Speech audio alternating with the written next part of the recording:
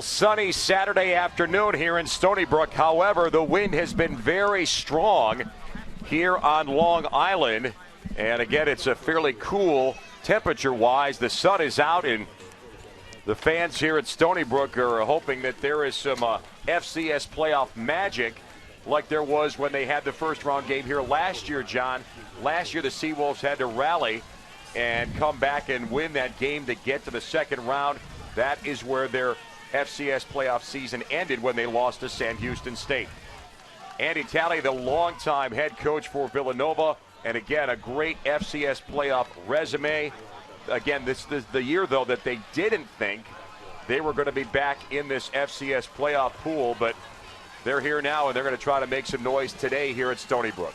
Well, they've got a lot of experience when you talk about the FCS playoffs. You mentioned a national championship, so experience on that side. But Stony Brook, as far as this game goes, a lot more veteran players on the football team. Villanova's going to have to grow up again. They did it this year, but can they do it in the playoffs? Stony Brook wins the coin toss, and they decline to take the football. So Stony Brook is going to kick off wearing their home black and red jerseys. Villanova in the road white.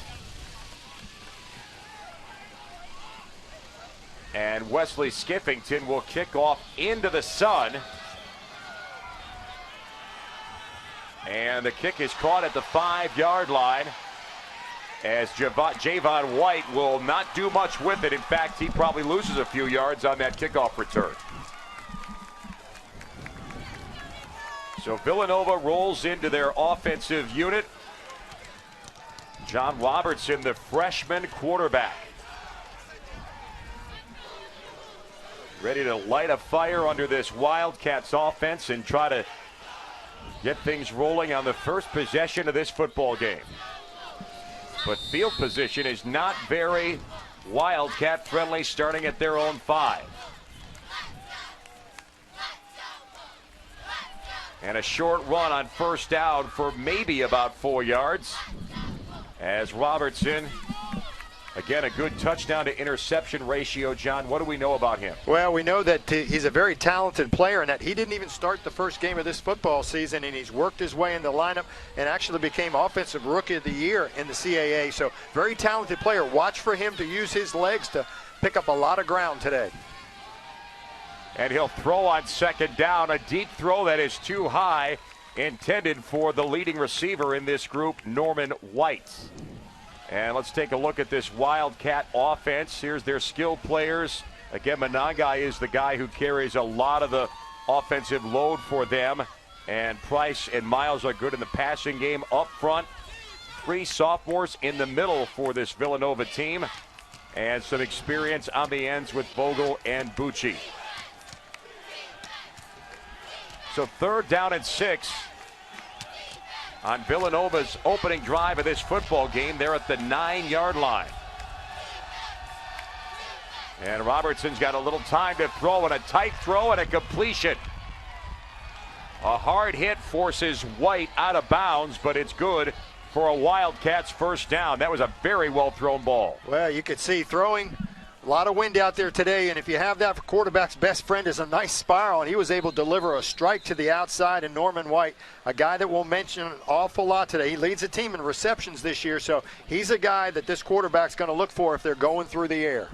Ball spotted at the 27-yard line. 1st and 10, Villanova.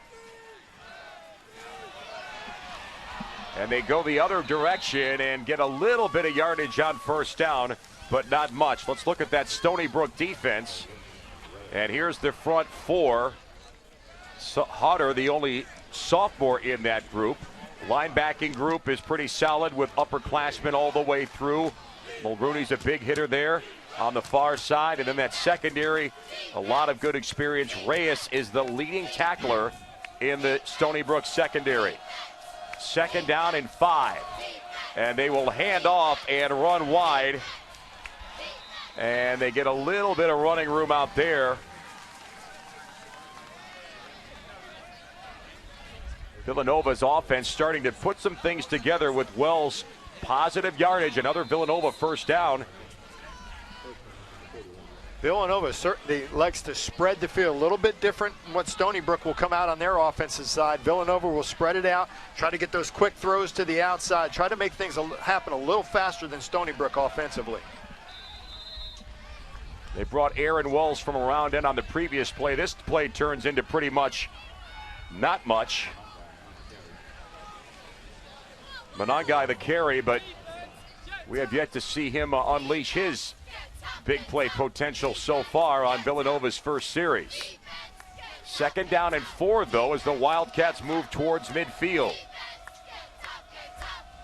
And here's Monangai trying to get outside, but Stony Brook is right there to contain him and make it a loss. Winston Longden right here comes up fighting on the corner. You can see it forcing him to bounce it outside. Get great pursuit by the cornerback to the outside there. Wrap him up. Don't let him go. Kevin Monangai, you mentioned, last 5 football games over 100 yards. So he's going to get his yards, but you have to corral him when you have an opportunity. Good open field tackle on the outside by a cornerback. So a passing down here for Villanova. They had a long completion to get a first down earlier. Now this is 3rd and 7. Lots of time for Robertson, and it is dropped. Stony Brook getting a break there with Price, your intended receiver. And the incompletion brings out the punting unit for Villanova. John Robertson will say that he should have thrown this a little bit ahead of the receiver. Had plenty of time to throw the football, but no, he may not say that. What he's going to say is his receiver needs to come down with that football. Joe Price knows he should have had that. That would have been a big pickup for this Villanova offense, but they were very successful getting out of that area, and now they win the field position battle first off. So Villanova will punt. And Stony Brook sends Devontae Anderson on the field, but there is no return, and a great cover there by Villanova on special teams. Stony Brook will start inside their own 5-yard line. Wow, and how was that for flipping the football field around, starting on the 2, going to the other 2. So see here, great effort on special teams. You need that. This is going to be a close football game. Special teams can very well win it for you. Great hustle down the field and great coverage by Villanova's punt team. Kudos to Shane Harris, who made the play there. And here is the quarterback situation as it evolves for Stony Brook. Lyle Negron is their starting quarterback today, in for Kyle Essington, who's out with that leg contusion. So inexperience a factor here. Let's see how he handles it. They run on first down and get a couple of yards. As we take a look at the Stony Brook offense and their skilled players. Norrell and Gush are the 2 wideouts that may get touches. Masonette, of course, carries a whole lot of load on offense for them. And the offensive line for Stony Brook looks like this. Hernandez and Bamiro on the ends, opening up big holes. This is 2nd down and 8.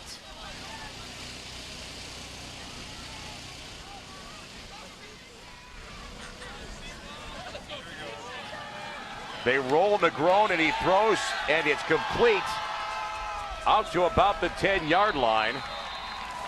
Chris Fenelon is the receiver there.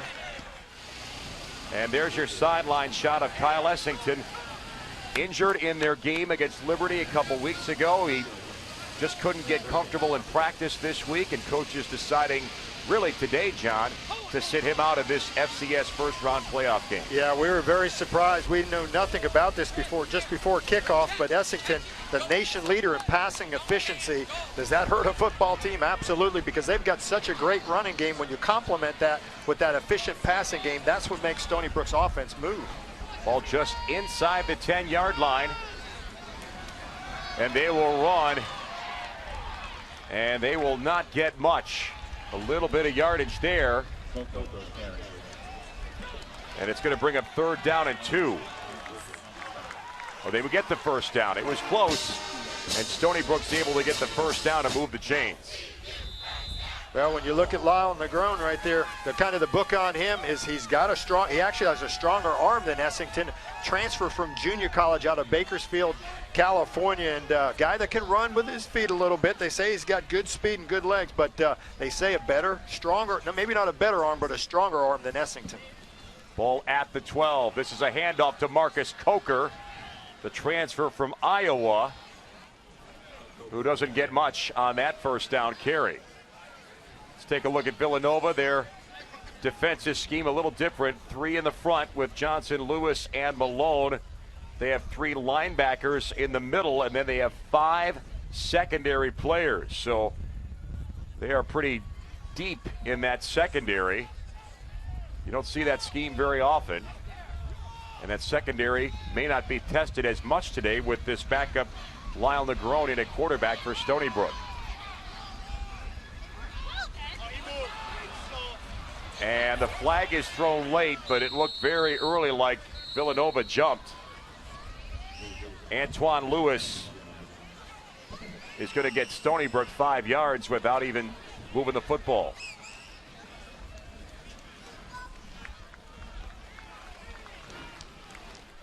And that puts a young quarterback in a better situation here. Always second, third down and short puts them in a situation here where they can actually go for something a little bit deeper, maybe try to back up this Villanova defense early in this football game. You always have the opportunity to run it successfully on third down here, so watch for maybe something big off of play action for this play.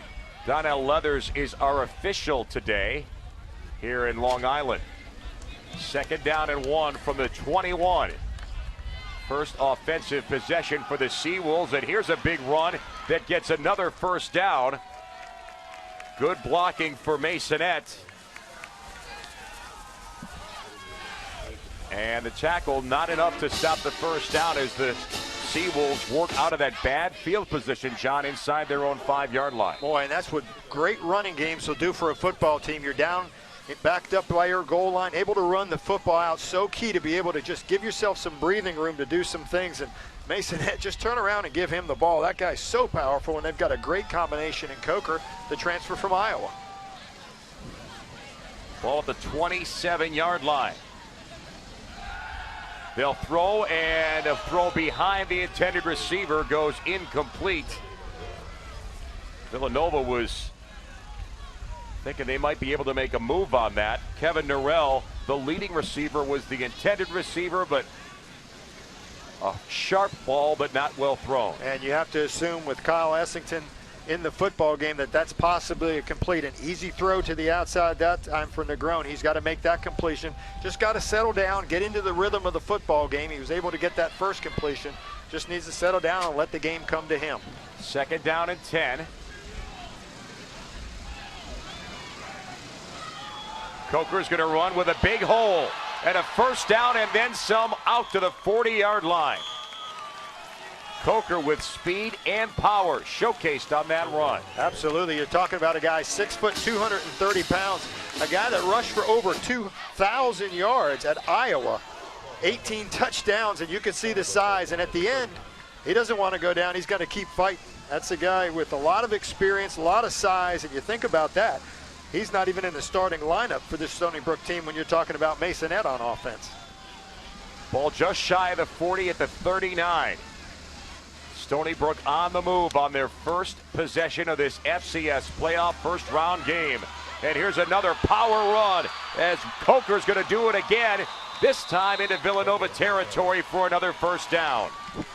Well, pretty good recipe there. Bring Marcus Coker in here and let him just pound on you for a while. Then Masonette bring in his ability to make people miss, and you can see the physicality of this guy. I love this offense. Goes kind of old school. Goes back 2 tight ends in there. Sometimes they'll put 3 tight ends in.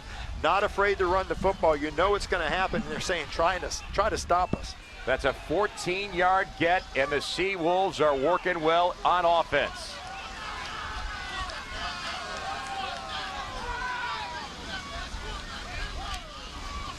Here's Masonette. Another big hole, and he just keeps plowing forward inside the 40.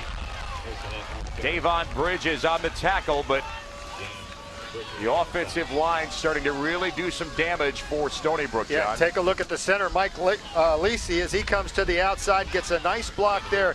It's not just the running backs. This offensive line does a great job zone blocking to the outside.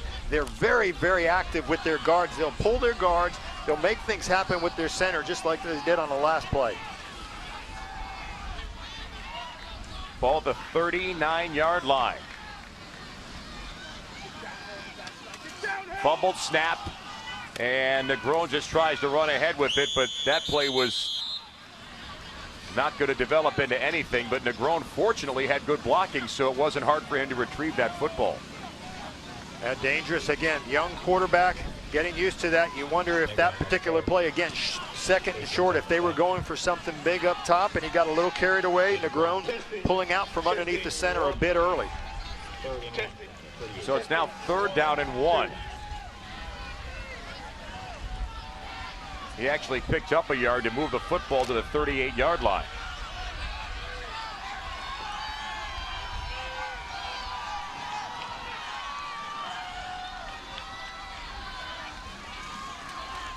This is Coker, and he falls ahead. Looks like he has enough for a 1st down. Patrick Haggerty on the stop, but Coker able to bring enough. And I think it's close enough for a measurement.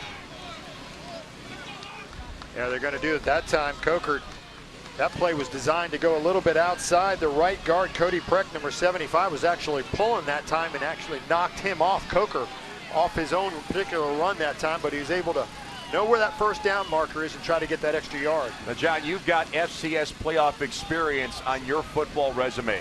Can you imagine the anxiety for Lyle Negron coming into this football game, having to lead your team in the 1st round of the FCS playoffs? What was his mindset, would your guess be? Well, it's funny. I thought about that same particular situation. 1987, we played for the national championship, Marshall University. I was redshirted that year, but I was a backup quarterback. Had he got hurt in that game, I would have ruined an entire redshirt year and played that last game of the year. So I know it's going through his mind. And he has played well. Again, he's had a good running game to lean on. So that's important for Stony Brook's success here. And Coker will keep pushing those legs. The gang tackle stops him, led by Joe Sarnice. And they get enough for the 1st down on 4th and 1. That was a dicey play for Stony Brook. Really, they could have used their punting team and taken maybe a field position approach, but they went for it and they moved the chain. And that's how much confidence they have in this run game, and especially Coker when needed to pick up that 1 yard at 230 pounds. They feel like he can do that. It's a 12-play, 62-yard drive right now for Stony Brook. And they will run and run wide. And Masonette is met with authority outside the 35-yard line, stopped by Davon Bridges. Again, take a look from behind here. Watch the offensive line. The entire left side and right side are moving almost a hash mark. If you had the ball in the right hash mark, by the time the running back actually crosses the line of scrimmage, that entire team may be on the opposite hash. So good zone blocking. They know how to work in tandem. They've got a lot of experience working together. It's a very good football team up front.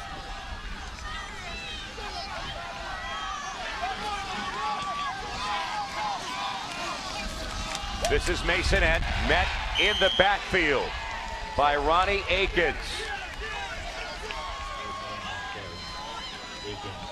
Akins not a high-profile player, but he is their 2nd leading tackler, and he makes a big one there for a loss. Yeah, not a high-profile guy, but a guy who'll get things done. One of the captains on the team, but not from a vocal standpoint, but go in there and do that. Villanova now starting to crunch the line of scrimmage a little bit. They had all 11 players that time within 7 yards of the line of scrimmage. And finally, Stony Brook has opened it up with 3 wide receivers this time. So it's 3rd and 9. And they're going to run and run wide. And Coker cannot stay in bounds. Not sure how close he got to the 1st down marker. Not close. They did get a 1st down, so Coker able to get just enough. Tiptoeing up the sideline here. Again, look at the offensive line guys coming around, leading the way for Coker. He's got a lot of talent, but again, when you're talking about guys that are 230, 280 pounds coming out there and leading away against small defensive backs, they're getting big guys on small guys. So they're still pushing at the Villanova 26-yard line. And here's a big open hole for Coker inside the 25. The blocking up front is exceptional for Stony Brook. Yeah, and the blocking, you're going to keep talking about that all night. They just work in great tandem up front there, and what they've really done is chewed up so much of this clock. 3:10 to go in this first quarter. If you kind of designed a game plan around this, not having your starting quarterback in there, you want that running game to take over, and they've really used up a lot of this time and really been so efficient offensively. So Kyle Essington watching from the sidelines, and his replacement, Lyle Negron, has operated this offense very well. 2nd and 6, and this is Masonette. Down to the 20-yard line, Antoine Lewis on the Villanova stop, but boy, the ground game is as good as advertised for the Seawolves. And they continue to go with it. Again, in a situation there, your quarterback maybe in a throwing situation. You have the young guy in there, hasn't had a whole lot of experience throwing the ball this year. Came out of junior college, you mentioned, so had plenty of time there, but hasn't gotten his feet wet very often this year. Matter of fact, just 5 attempts coming into this football game. So, you know, they want to get into the red zone, calm them down, and make it very manageable on 3rd down. 3rd and 3 from the 19-yard line. And they'll roll out. And a hard throw and a tough catch. A flag is down. Catch is made on the side by Kevin Norrell, and he's driven out of bounds. Jerry Miles on the cover, but we'll see what this flag was. Actually, flags on both sides of the field.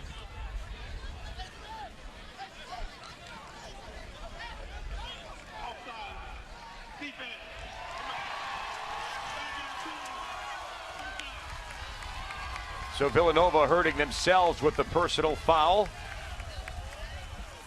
and offside. So kind of a double whammy for the Wildcats. And this is not the opening drive that Andy Talley was hoping for from his defense.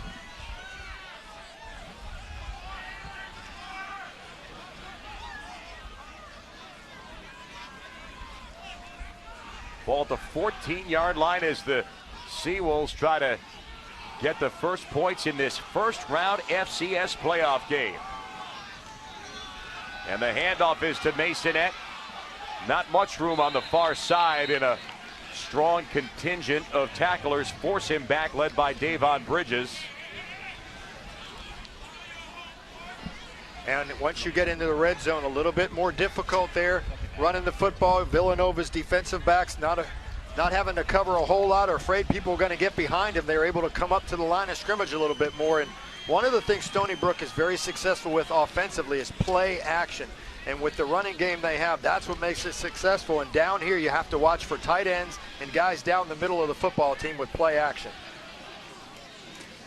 This is Coker on the handoff, a power run up the middle, and he gets inside the 10-yard line. Jerry Miller on the stop. And looks like our first quarter may finish here with Stony Brook still pushing deep into Villanova territory.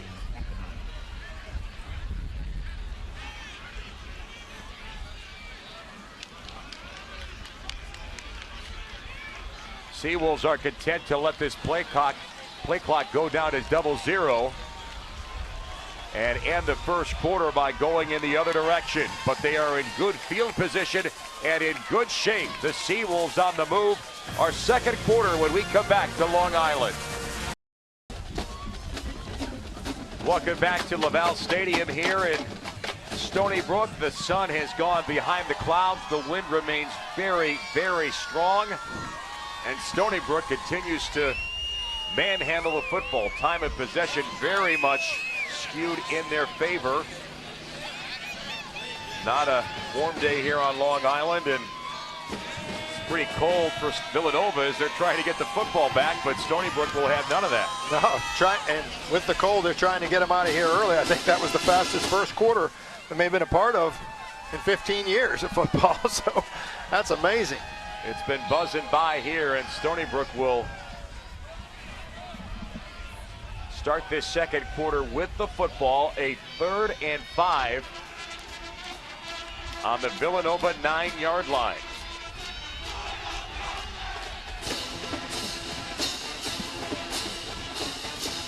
And Lyle DeGrone has gotten very comfortable at quarterback, filling in for Kyle Essington, the starting QB, out with a leg contusion. And they'll go Wildcat and snap to Masonette, who gets down to the 1, and not quite enough for a touchdown for Stony Brook. Matt McCann on the tackle that denied Stony Brook the touchdown. They show Wildcat and run it effectively with Masonette. Well, this offense will give you so many different looks. I told you they don't spread people out very often. They'll use the 3 tight ends. That time going to Wildcat, they'll just give you a bunch of different looks. They'll run the same plays, but a lot of them will be out of different looks. At the 1-yard line. Hand off to Masonette, and there is room for him to get in for a touchdown.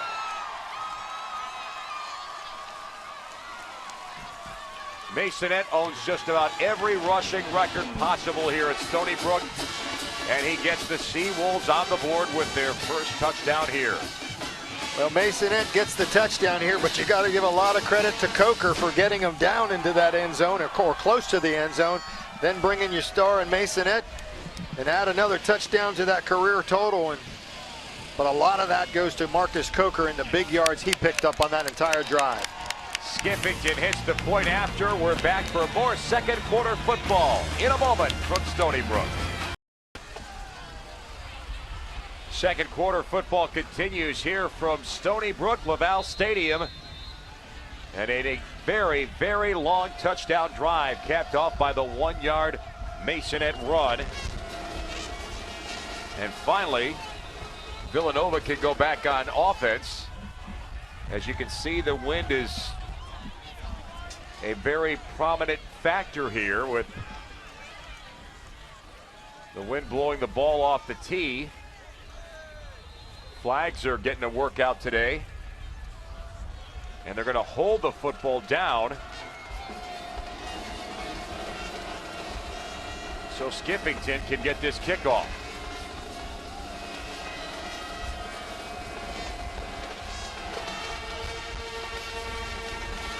Kick at the 15-yard line for White, who's going to try to run wide, and he will not get far. Strong tackle there for Stony Brook by Jamie Williams. Villanova football when we come back to Long Island. Villanova working on offense, trailing 7-0 here at Stony Brook. Robertson will run with Monangai on first down, who gets wide and then is pushed out at about the 25-yard line. Here's the hit on the kickoff. This is a prime-time pop by Jamie Williams, and look at the sideline reaction. Stony Brook pumped up after that hit. Ball moves 5 yards to the Stony Brook 25-yard line, and this play is blown dead.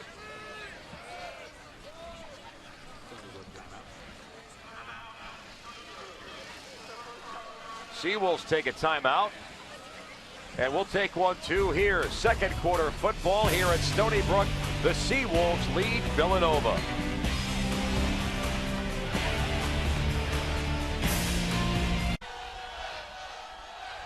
The Wildcats trying to spark up their offense, trailing 7-0 in this first round FCS playoff game. A sharp throw complete to Norman White. Very close to a first down for the Wildcats. Cedric Moore on the cover and the tackle. Dan Gutowski and John Gregory here on Long Island. John, one and done time in the college football season. The FCS playoffs have a different kind of feel than a traditional bowl game. What is that like for a player when you get a chance to participate in this game the way that you did? Yeah, it's a great feeling, and the preparation that you put in during that week, knowing that you can go on and have a chance to play one more time. It's just a great feeling to have that opportunity and get there, and these teams look forward to getting out here and getting this opportunity to play in this thing, because you know when it's all said and done, there's a national champion, and I think we're going to get to that in all kinds of football levels, regardless of where we are. So they try to set this up. It looked like Norman White wanted to throw, but Stony Brook's coverage with Devontae Anderson was so tight. That play never really developed. No, and Norman White, not a guy that's going to surprise you, that's going to catch the football, as I mentioned, leading the team in reception, 12.9 yard average every time he touches the football. And here's a guy that was all CAA in 2010. Missed last year because of some injuries, but he's been back with vengeance this year. 2nd and 14, and Robertson's got to roll away from pressure. And how about this big run? Still going.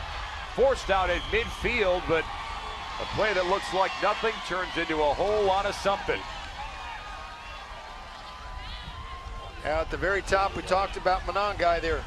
Tailback with 1,190 yards on the year. Well, 936 from this quarterback. As I mentioned, did not start the first game of the season, came in the second half against Temple in the first game and hasn't looked back since. And player of the year because of that reason right there. His legs can make things happen for Villanova's offense. That is a 25-yard pickup.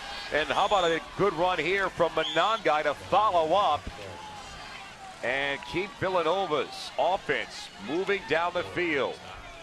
Let's take a look at our FCS playoff brackets as things stand now. One game you can see at the bottom of your screen there. Wagner a winner over Colgate. So the home team wins that one. And Wagner moves on to play the number 2 seed Eastern Washington. That will be next Saturday. Also on ESPN3. A keeper for Robertson, but not especially well executed. That was executed in a fashion I think it needed to be because of Wells. When you talk about their running back that time, his job in that zone read offense right there, he's looking at the defense. Can the guy tackle the guy with the ball carrier? Well, yes, he can, but there were other big red helmets, plenty of red helmets around the football that time. Villanova loves to run that zone read. They've got a great quarterback that can do that, and if you're going to attack the running back, he's going to hold the football, and you need other guys to help you and support defensively. This is 3rd down and 1 at the 39. They're going to run, and they're going to get stopped. Jonathan Coates. Normally he wears number 92, but today he is 97. We'll explain the jersey switch later, but John, that's a great stop. Well, penetration right across the center here. You see him, he just follows it. Pulling centers, pulling guards. You got to get a reach block back from the backside that time. He did not get it. And you mentioned Coates, a guy with 6.5 tackles coming for loss coming into this football game, gets another one. So Mark Hamilton comes on to punt.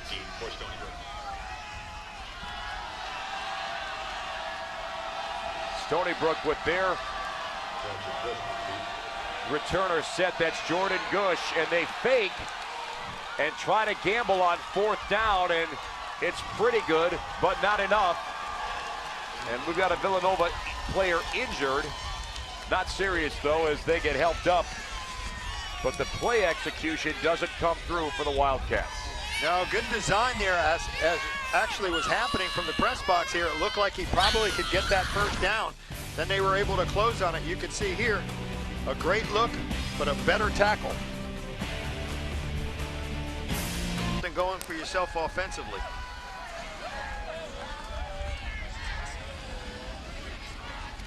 Handoff is to Coker. And they don't get a whole lot. And again, we got to keep reminding everybody, if you're looking for Kyle Essington, the normal starting quarterback for Stony Brook, a game day decision. He is held out with a leg contusion. Basically, that's glorified deep thigh bruise. It's possible he could come back next week if they win, but he just wasn't comfortable moving on it in practice this week, and that's why you're seeing Lyle Negron managing this Stony Brook offense. And managing it very well. Power up the middle, not quite enough blocking there for Masonette as he goes down, courtesy of Davon Bridges. Little background on Stony Brook here on Long Island in the Big South Conference, but they are moving on and playing in the Colonial Athletic Association next year. And a lot of success here for head coach Chuck Priori Last year they got to the second round of the FCS playoffs before losing to the #1 seeded Sam Houston State team. And they're trying to make sure they get into this year's second round with a win today. Here's Negron on the rollout, and he just floats it out of bounds. And he gets hit pretty hard, too. Good coverage in the secondary. Ronnie Akins was the one who came up to put some pressure on Negron.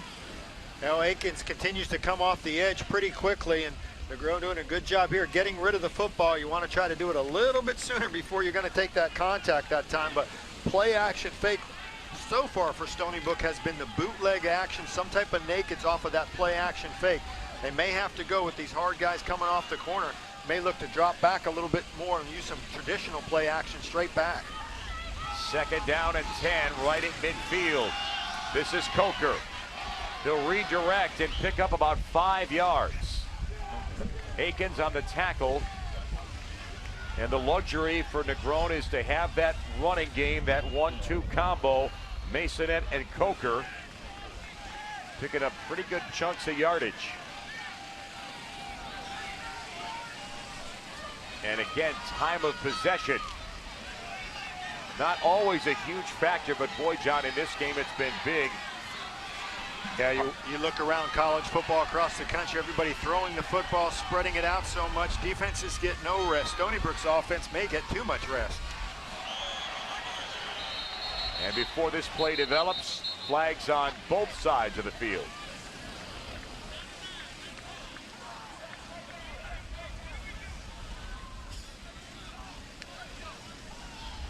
John, coaches are always looking for ways to change their defensive scheme when things aren't working well, but this is going to be hard for Villanova with the rushing game that Stony Brook has. They're just getting beat at the line of scrimmage, and it's pretty hard to change things to resolve that. Yeah, well, you mentioned that defense they have, a 3-3-5 defense. It's designed to get your fast guys on the field, a little bit smaller guys when you're talking about cornerbacks and safeties in there. So they don't have those guys up front and the linebackers to be able to stuff this type of run. Really a different type of offense than most teams are playing these days. The penalty makes it 3rd and short. And a fumbled football, it's on the turf, and Villanova's got a chance to cover it. Still loose. Stony Brook somehow is able to jump on it, but let's see who covers it there. It looks like Kevin Norell is at the bottom of that pile. Boy, that ball was gift wrapped for Villanova. All they had to do was fall on it. Yeah, a couple of times you hear the word scoop and score. Well, there's opportunities right here.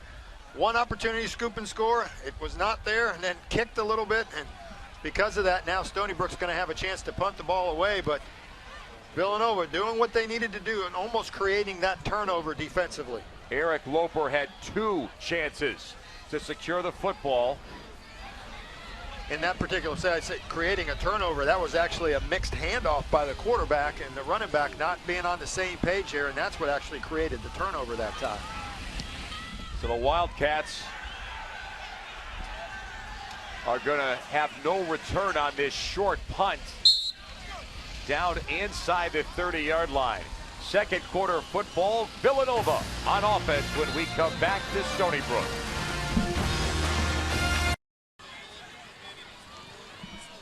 Villanova's FCS playoff experience has been very, very good the last few years. This goes back December 18th, 2009. Villanova against Montana. Mark Mariani, the 24-yard touchdown catch, and then Matt Caesar rushing for 2 touchdowns at 159 yards. Villanova comes out on top, 23-21 for their first FCS title. And Andy Talley's hoping that there's a little bit of FCS playoff magic this year. This team not as experienced, not as, maybe doesn't have quite the skill level that he's had in years past, but he knows this team is on the rise, ready to return to prominence. Yeah, nice to have that guy, and Matt Caesar too, a guy that really could run the football. I remember watching that game, how aggressive he was and how he liked to hit the holes, but you need players like that, and they certainly have them, and Villanova's growing. It's a very young team, as we mentioned before, but they've grown an awful lot from winning 2 games last year to getting back in the playoffs this year. A big surprise compared to where they were picked in this conference coming into the season. Christian Ricard on that tackle. Monangai could not bounce outside. And Villanova not wanting to waste this opportunity with the football. 3rd down and 3 at their own 36-yard line. Robertson, the empty backfield. Pressure. He throws it. He almost completes it. A good look to Norman White, but White just couldn't quite hang on to it. Cedric Moore helping on the coverage to deny that play from being a completion. Boy, you can see the penetration. Stony Brook, not a team that likes to blitz a whole lot. They'll line up in a base defense most of the time, but they'll surprise you sometime. If you're not scouting them, they'll send some. That time, they had Brantley in there, the opportunity to get to him in a hurry. Gush is deep for Stony Brook. Remember, Villanova tried a little trickery earlier. This time, they'll just punt away. And Gush calls for a fair catch, and he'll take it at the Stony Brook 14-yard line. 1 touchdown is all we've got so far. The Seawolves have it. We're back for more. DeGrone leading the charge. Kyle Essington out for at least this game with that leg contusion. And again, the running game has carried Stony Brook to the 7-0 lead. A 1-yard touchdown run is the only points we've had in this football game. 1st and 10 from the 15-yard line.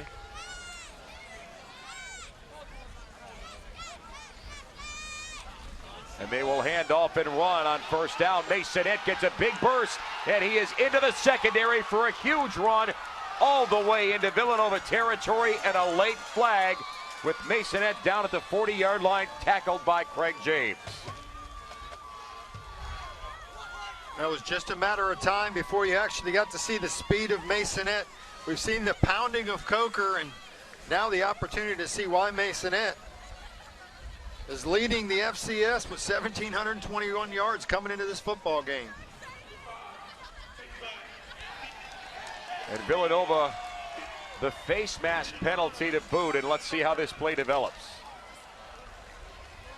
Mentioned tight ends that time, 2 of them opening up a big block right there. 3 tight ends that time, and you can clearly see the face mask at the very end. But take a look at the hole he gets, and that's the tight ends blocking and open that up to the inside. We talked about the guards pulling and what they can do and the athletic ability of this line. Well, we combine that with some good tight end blocking, and again, great success running the ball. That's a good tackle from behind by James to stop what probably would have been a Stony Brook touchdown. Ball at the 23-yard line. The handoff is to Coker. He's going to bounce out wide and stay up and get down to about the 16. Joe Sarnice on the stop, but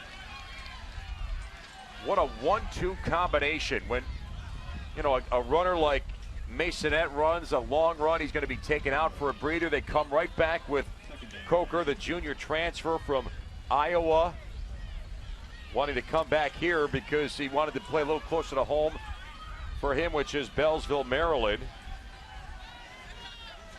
Yeah, you're talking about a guy that rushed for over 1,300 yards as a sophomore at Iowa. So the success he had there, you can imagine what he could have at this level. And it's a great combination when you can bring his size in at 230 pounds and then bring Masonette in here with his speed.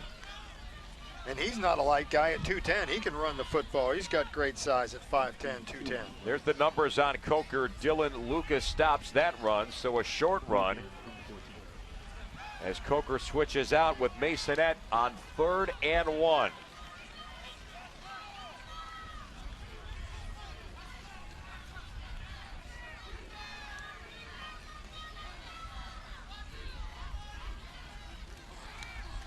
Masonette on the handoff, speed to the outside, and he will score the touchdown from 14 yards out. Power and speed right there for a Stony Brook score. Take a look at behind. Watch number 75. You can see him pulling out here. Watch the block he gets right here. That, along with blocking from the wide receivers down the field. But Cody Preck the right guard does a great job coming out there and opening up that hole. Again, the pulling guards for this football team do such a tremendous job of getting those white shirts on the ground. Great block by the guard. Skiffington on for the point after a long scoring drive. This one moved quicker than the first one because of some long Stony Brook runs on the ground. A 14-0 lead here for the Seawolves. First quarter FCS playoff action as we continue.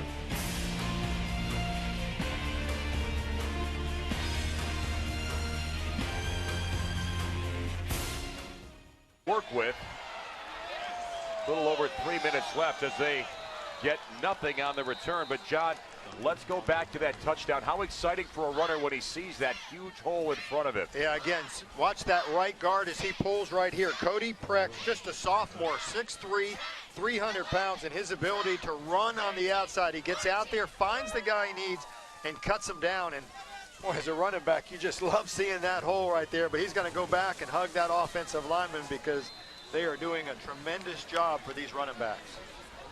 Ball at the 19-yard line. Masonette with both scores in this football game. And Austin Medley, your ball carrier on first down. Stopped by Luston Simpson, but a good chunk pickup for the Wildcats. Now, no reason to panic for this Villanova offense right now. Everything that's happened in this football game and the time of possession used by Stony Brook, they're still only down 14-0. One score, they're back in this football game. So this is a talented offense, and look for Villanova to keep picking away at this Stony Brook defense. This is complete to Poppy Livers here. Livers forced out after the catch, but looks like that's going to be a Villanova first down. Not quite, maybe about half a yard short. Ball spotted just ahead of the 28-yard line, so it's 3rd and 1 for Villanova. Again, Villanova, the type of offense, a spread offense, a situation here where you'd love to have a fullback, somebody in here to pick up this yardage, and again, they'll go with no running back in the backfield with the quarterback.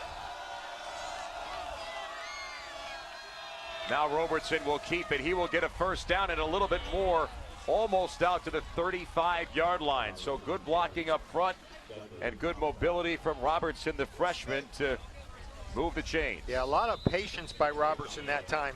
With that play fake, he just stays low, tries to hide behind those big offensive linemen, and he knows where the first down marker is. He needed to get what he needed to pick up, but I like the way he stays low and tries to hide behind those big guys. 2 minutes in this first half of football left for Villanova. Trying to get some points against Stony Brook. Little play fake, and now he's got to roll out. And he is looking downfield, and he will unload to nobody. That was a big challenge for Villanova.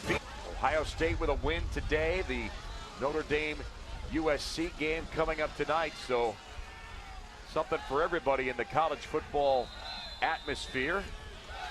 And the FCS playoffs are running now too, with first round action today. Timeout with 1:45 left in this first half. And again, John, you made the point just a minute ago. Things don't look great for Villanova right now, but by no stretch of the imagination is this game out of reach for them. No, they're a team that's had a lot of success offensively this year. You're talking about an offense that's averaging 434 yards of offense in a football game. So they know how to move the ball down the field. You don't win the CAA, get into this playoffs without having the success that they've had. Let's look at Villanova and the CAA success that has been in this conference that Villanova plays in. 7 of the last 9 D1 national championships have included a CAA team. So Villanova can say they're part of that select group. And there is good football all up and down in this conference, John. No question about it. It used to be the Southern Conference, and you're talking about different conference. This has evolved into a tremendous conference, and people argue, they'll say, well, they're the SEC of the FCS. 2nd and 10. This is Medley again, getting another first down for Villanova to the 45-yard line. Tackle by Dominic Reyes, but Medley not as, a little bit bigger actually than Kevin Monangai, but he's got more speed as well, so he's a versatile running back for them. This is Monangai, who will get swarmed over by a bunch of black and red jerseys. Victor Ochi, the leading tackler in that group. Well, the one thing about this Stony Brook defense is they can run in a number of players. They can go deep up front with 8 players that they'll run in and out, and they're well rested on that sideline as much as their offense holds the football, so they can take the time to do that. And you can tell they look very fresh out there. And let's roll into some scores from other games in the FCS world. We have South Dakota State, the 2-touchdown lead in the second quarter of that game. How about Coastal Carolina, a 17-0 second half lead against Bethune-Cookman in the Wagner game, a win for them over Colgate at home. So Wagner punching their ticket to advance to the second round. And a lot of teams watching today. The teams that with the highest seeds are on the bye. They'll be hosting games next weekend. Here's the other bracket as we look at the South Dakota State Eastern Illinois game in progress. And there's the higher seeds, North Dakota State waiting for next Saturday's game, and the other ones as well. 2nd and 11, and pressure coming on Robertson, and he's going to roll and throw out of bounds again. John, we got to give some props to this Stony Brook defense. They have held a productive Wildcat offense to not a whole lot of productivity in this first half. Yeah, and you look at the speed that time of Victor Ochi as he's out there trying to run down a quarterback at 6'2", 250 pounds, a redshirt freshman. That's the one thing I think that's surprising about the Stony Brook defense is how fast they are. So Andy Telly hoping there's some late first half magic for his Villanova offense. 3rd and 11 at the 44. Robertson, a little bit of pressure and a throw incomplete. This is Norman White who gets the Villanova first down. A good route in the middle, and the Wildcats keep on rolling. Well, no surprise they find Norman White. We talked about this combination, how effective they are. One problem this time is Norman White lost his shoe, had to come off the football field after this play, and Villanova in a hurry-up offense right now. Ball spotted at the Stony Brook 37. And now he's going to run, and this is a good opportunity, but a flag is thrown as Robertson gets down to about the 20. But the flag is way back near the line of scrimmage. This might come back. Taj Johnson on the tackle, but you can see the hold call from a referee, Donald Leathers. Yeah, and he's going to get Kowalski. You can see him right there. Vince Kowalski, number 76, the left tackle. That time out in the outside, and boy, the quarterback, Robertson, takes a big hit at the end of that play, and that's the last thing you want after taking a big hit, having the play called back and not even get anything for that effort. They don't work with him on sliding too much, I wouldn't think. No. They might now starting next week if they advance into the second round. This is 1st and 20 after the penalty. Robertson's trying to run again. This time he gets taken down early. Another flag is thrown. And again, the secondary coverage excellent. Leston Simpson makes the tackle. Another holding for Villanova. So this is headed in the wrong direction for the Wildcats. And this time I think they've got the left guard this time, Josh Bucci. If I can read the lips of our referee correctly, I think he said number 75 that time. So the left side having a little bit of problems right now. Penalties very much one-sided against the Wildcats. So now it's 1st and 30. Ball all the way back at the 47-yard line. Sorry, the 43-yard line of Villanova. Nice little screen underneath. And it's Austin Medley on the catch, but stepped out before the play really unfolded. Kevin Howder on the stop, but it does stop the second quarter game clock with 18 seconds left. You know, the big question with Stony Brook changing conferences and moving out of the Big South Conference to the CAA is the speed and the success that the CAA has. How much faster will that conference be? When you look at this matchup today, so far, Stony Brook looks a little bit faster on the football team than this Villanova team does. Second down and 28. Robertson sliding out of the pocket, and he'll move out of bounds with 10 seconds left. At the 49. Well, I'll tell you, the way the secondary has been covering deep for Stony Brook, Third down at the 49. it is just not giving Robertson many options in the passing game. No, and again, we mentioned they don't blitz a whole lot, so they've got guys back there to cover. They'll play a zone defense and force somebody to try to get open, but they've been able to work in a kind of a zone blitz here and there and really have put a lot of pressure on Robertson, the quarterback, and he hasn't been able to go anywhere with the football. He's run the football well, 6 carries for 43 yards. Stony Brook takes a timeout to collect themselves defensively. And let's look at this Colonial Athletic Association as a group. Again, here's who's in the league currently. Again, a lot of good teams in that mix. And you look at Old Dominion, team that actually was 7-1 in the conference this year and was not eligible for the conference championship. And here's the transition with teams moving in and out. This is who's going away after this year. Old Dominion moves to Conference USA, Georgia State in the Sun Belt, moving up to the FBS. And here's who's coming in: Stony Brook and Albany in the CAA. Again, that's next season. Pass intercepted near midfield. Devontae Anderson will end that Villanova drive with a easy pickoff, and the Wildcats will go into this locker room scoreless. And Devontae Anderson that time really just almost baited the quarterback, and he's got experience. That's his 4th interception on the year, and now his 10th of the career. When you have 10 interceptions in your career, you know you're a ball hawk and you're going to find it some way, and he read the quarterback's eyes the entire way. So Stony Brook's defense ending the first half on a high note, and the Seawolves will lead 14-0 as they head to the halftime locker room here at Laval Stadium. 2 rushing touchdowns from Miguel Masonette.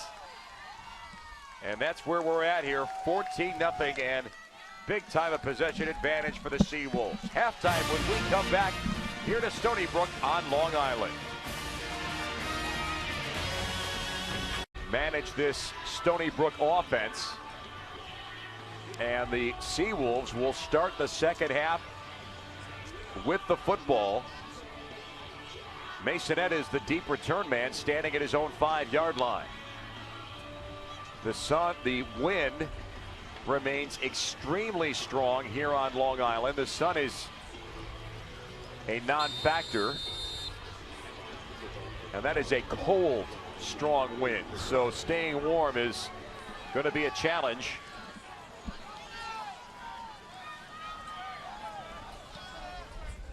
And the kickoff off the toe of Chris Guff.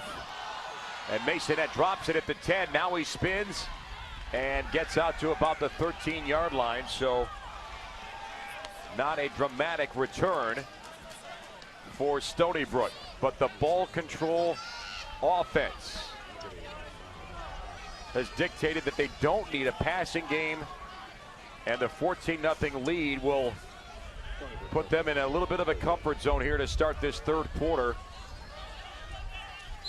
And they've got the football at their own 13-yard line.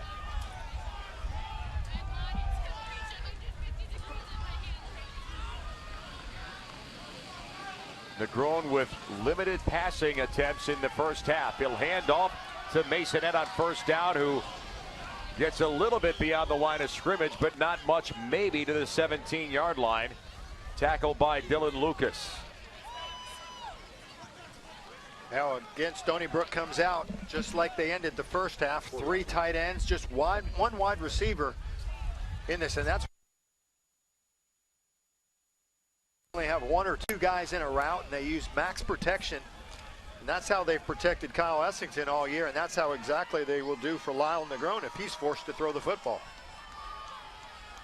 And now the Stony Brook Seawolves go to their Wildcat offense. Masonette did it once before. He'll do it now. And look at this explosion run up to about the 30-yard line. Easily a first down pickup, tackled by Craig James. Boy, you mentioned the word easily. It almost seems like this Stony Brook team could go pure Wildcat type of offense in this situation right here, not having a quarterback with a lot of experience. And boy, it just gives them another dimension to this offense as they continue to show different types of formations with multiple personnel. Ball at the 29-yard line on this 1st and 10.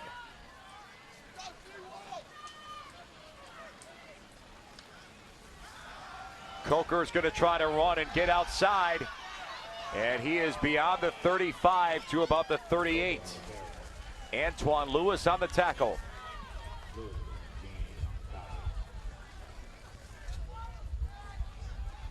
And Marcus Coker that time being able to bounce the ball to the outside, nowhere to go on the inside, but he follows his blockers. And again, first half we talked an awful lot about this offensive line and how they get upfield and make blocks, and that time same situation, following their guards. If they miss a guy to the inside, they don't stop and turn and get him.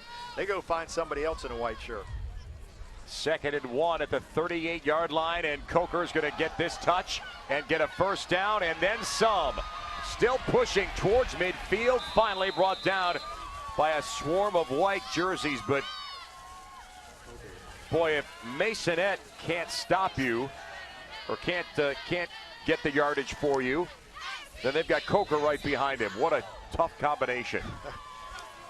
That's Stony Brook's first drive that chewed up almost the entire first quarter. 21 plays. Again, only 3 pass attempts on the day for this Stony Brook team right now. They've had to do nothing but just let that ground game work for them. Ball right in midfield for the Seawolves. And the run around the end for Masonette. Ronnie Akins on the tackle. Masonette and Coker combining for almost 200 yards rushing.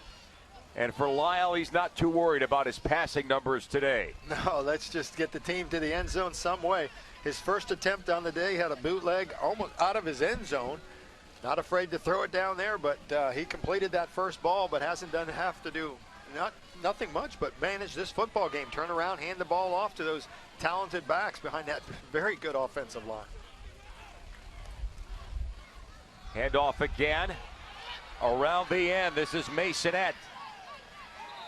He gets taken down at about the 40 by Craig James, and this drive looks a whole lot like what Stony Brook rolled out on their first possession. Football on the ground with their premier rushers advancing it towards the other team's end zone. So 3rd and less than a yard. You almost get this feeling this is like 4-down territory for them all the time, knowing how effective their run game is, that if they don't pick it up here, they're not afraid to go for it again. 3rd and short. The handoff and good tackling, but the pile moves ahead. Dylan Lucas on the stop, but Coker on the carry for what looks to be a first down pickup for Stony Brook.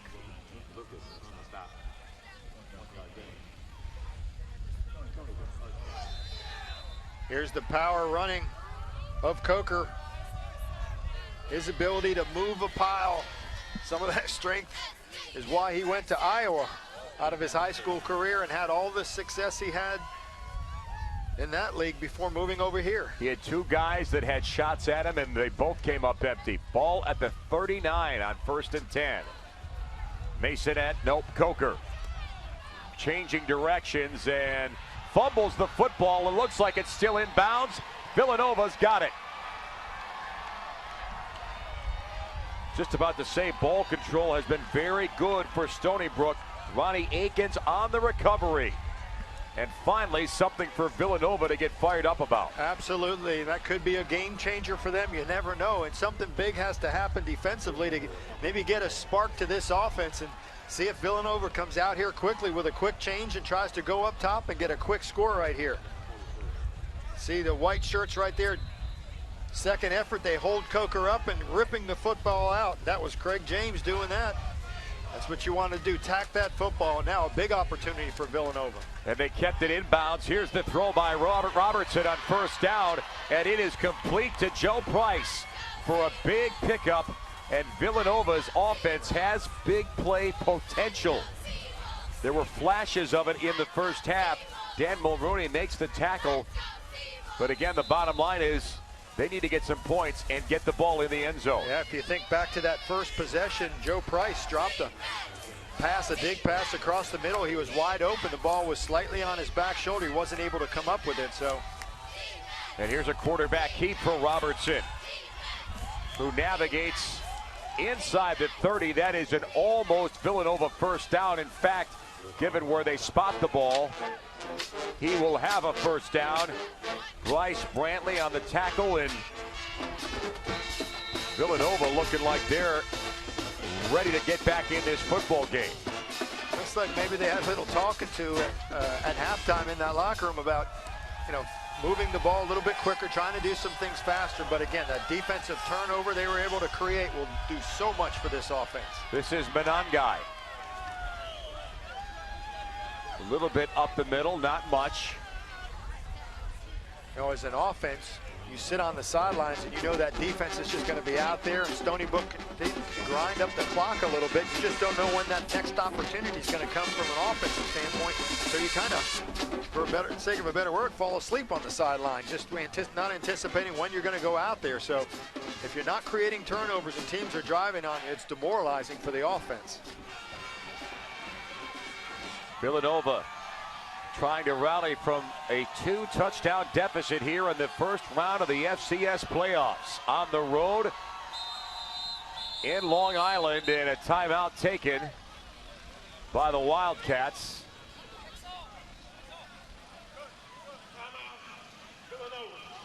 So we'll take a timeout here at Stony Brook. The Seawolves leading 14-0. More third quarter football when we come back. Villanova trying to cash in after the Stony Brook fumble. And again, the wind is very, very strong here on Long Island today. And they're going to get jumbled up and brought down as Robertson tried to keep that. Instead, he handed it off to Menangai, but just not enough space for them to work in. No, and that's exactly what you need in that read offense. You need that veer type read as a quarterback. You want to get that spacing so you can read exactly what's going on, but the penetration is actually killing that. Breaking it up, not having an opportunity for the quarterback to pull the football. Both guys, whether it's the defensive end or the front nose tackle, are doing a nice job of penetrating and breaking all of that up. So it brings up 3rd down and 6 at the Seawolves 24. Robertson's going to throw, and he's going in the end zone, incomplete. He wanted his number 1 wideout, Norman White, but ball was thrown behind him, not catchable. Taj Johnson was in the secondary for coverage.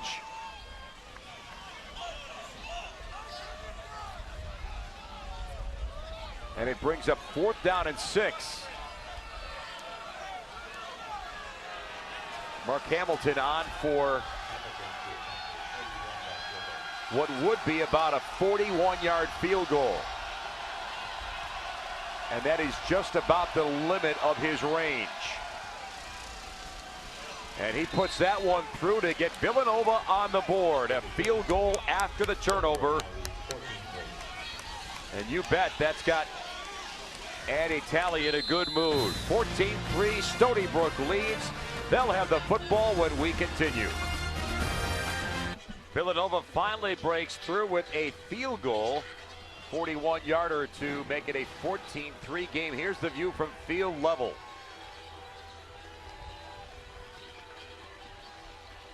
And we should reference, John, that the wind that is kicking around here on Long Island, it is not a warm summer breeze.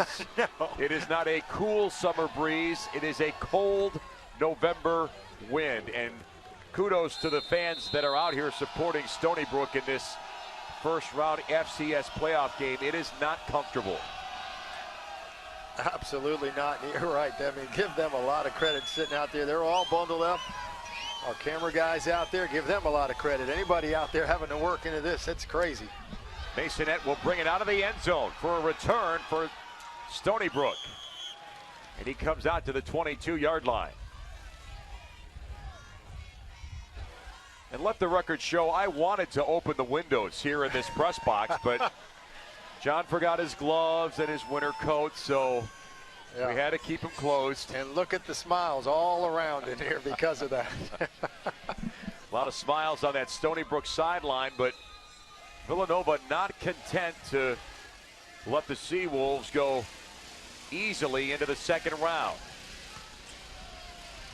See if the Seawolves will crank up the running game again here on 1st and 10 at the 22. No, they're going to throw, and they go far side on the wide side in a catch and yardage after the catch out of bounds. That's Kevin Norrell, forced out by Joe Sarnes. Well, the one thing this is going to do, you've got Villanova's attention running the football to the inside. Just step up, throw it to the outside. If you don't pick up a yard on that thing, what it still does is try at least get in Villanova's mind that you're going to throw the ball. The possibility of doing that kind of spreads out that defense a little bit more and just opens up the run holes. Norrell gets around Eric Loper to pick up the first down. They're at the 33-yard line. And here's a rollout and a straight run, a little toss into the flat, and a good catch. And it's beyond midfield as Stony Brook surprising and shaking things up quite a bit. An easy pass and catch to Chris Fenelon. That's not an easy throw. Not an easy throw. A young quarterback, as you mentioned, not a lot of experience in there, but get him to the outside, get the guy in front of you. Fullback / tight end, got great size. He's going to finish this run off. And now Stony Brook seeming to open things up a little bit. Haven't had success in the last couple series, so now they're going to try to spread Villanova out a little bit and make it easier to run the football. Ball at the 47-yard line. And here's Coker running with a lot of room inside. Still pushing to the 37. And boy, the one thing Villanova was really hoping for after the Ronnie Aikens tackle, they were hoping their defense could kind of keep it going, but Stony Brook's got some other intentions. They do, and it's amazing how the pass game and run game work off of each other, especially in this type of offense when you're a play-action type of football team. If you're having success running the ball, certainly play action's a lot more easy, and if you're able to use that play action, that'll certainly open up the run game. So a great combination when all things are working together. 2nd and 1 from the 38. And Coker's going to go again, this time a little bit of a delay, and then he plows ahead to the 35-yard line. Antoine Lewis on the tackle. Clock stopped with 6:02 left here. You mentioned a little delay there. That's nice running by Coker. As he saw that guy coming across, he kind of just waited for that hole a little bit. Knew the yardage he needed to get right there. Was just trying to pick up a yard or two. He wasn't trying to break a touchdown, but he knew what he needed to do. Took his time and picked up that yard. So the ball at the 35-yard line. Seawolves working with a fresh set of downs. And here's Masonette. And a flag coming from the secondary. Joey Harmon on the stop.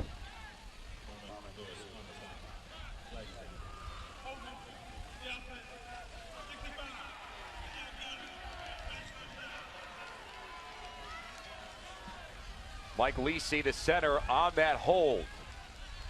And that brings Stony Brook back to the Wildcats' 45-yard line. Now, the one thing that this Stony Brook team wishes they could be a little bit better at are penalties. 8.9 penalties a game they were last in the Big South Conference from a penalty standpoint. They get better at that. They've been very successful this game. That's their first penalty that I can remember. So 1st and 20. And the handoff is to Masonette, who gets an explosion run here inside the 30, still going to the 20. And that is a first down pickup for the Stony Brook Seawolves. What a great run. 25 yards. 2 tacklers to wrap up Masonette, James and McCurry, but they didn't do it early enough. No, and I'll say it again, and I hate to keep saying this and sound like a broken record, but the 2 offensive linemen, again, out front. You can see it there. That time, Mike Lacey making up for the hole call, getting out there, and again, extending the run for the running back, and just big bodies on small bodies out on that corner. It's a mismatch all the time that Stony Brook's able to get. This is Masonette again, and he is met at about the 17-yard line by Antoine Lewis. Masonette's numbers, awesome. 17 carries, 145 yards, and 2 touchdowns.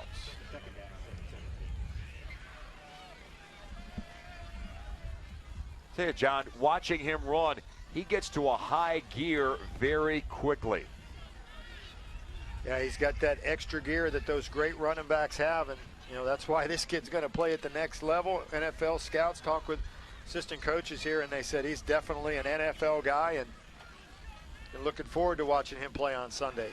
From the 17-yard line, this is Coker, and that's good for maybe 1 or 2 yards. Every year, you know, you go through this tournament and you get to the final game, and it's guys like that, those difference makers, have that little bit of speed, and you saw that on Villanova when they won their championship. Those guys just have the ability to find a way to get through the holes, and whether it's not there or not, they get that extra effort, and that's what's going to win championships for you. Lyle Negron under center, in for Kyle Essington.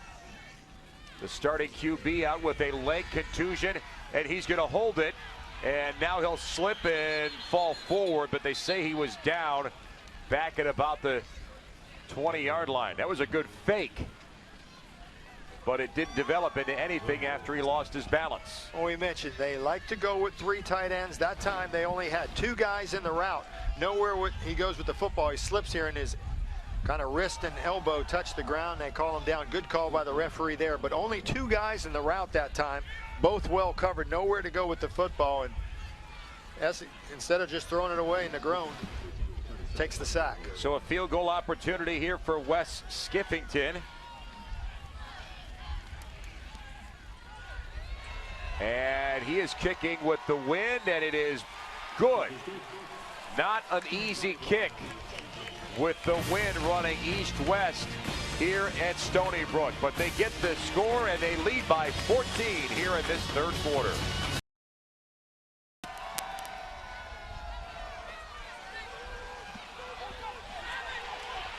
So a short kickoff.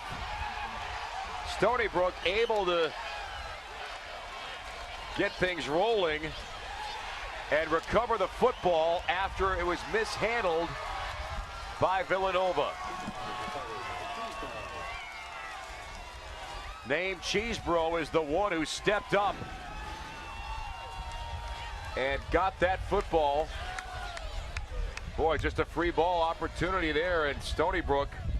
Yeah, we saw it on the field goal attempt, how the ball looked like it clearly was going to clear the goalpost and just barely did it. That wind blowing in that direction and playing tricks on those receivers out there, and you got to attack that ball. You just have to understand which way the wind's going, and it's even picked up more right now, and it's gusting out there and really affected the football that time.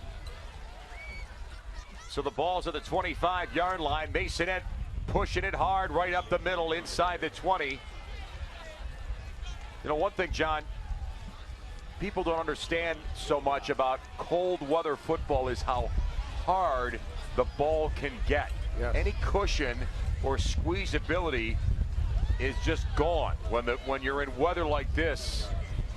And the other thing is how slick it becomes at that time too. And some of the guys with longer sleeves on or whatever, but that's why you see a lot of guys wearing gloves, and even quarterbacks these days wearing gloves, because it has that little bit of tackiness to it that's able to hold on to the football a little bit better.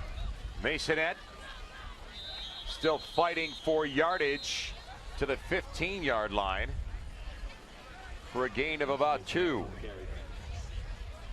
And that is a big-time rally killer if you're Villanova. You think you're getting the football back, you're trying to answer the field goal, and now it's good field position for a Stony Brook team that is running the football very well. Yeah, and they start going in here and using up the clock. They can continue to, you can see play clock under 10 seconds every time they go to snap the football. Quite different than a lot of teams around the country, but effective for them.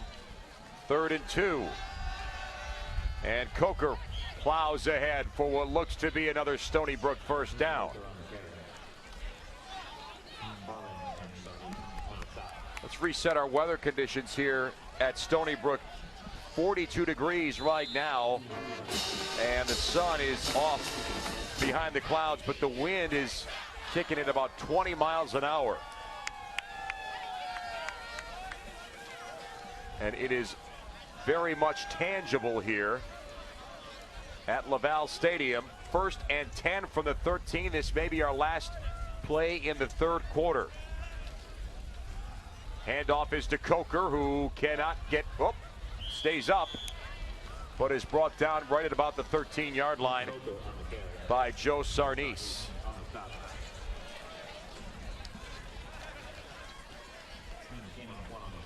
So Villanova trying to hang on here, but our 3rd quarter is going to come to a close with a 17-3 lead for the Stony Brook Seawolves. FCS 4th quarter football when we come back to Stony Brook on Long Island. 4th quarter football here on Long Island.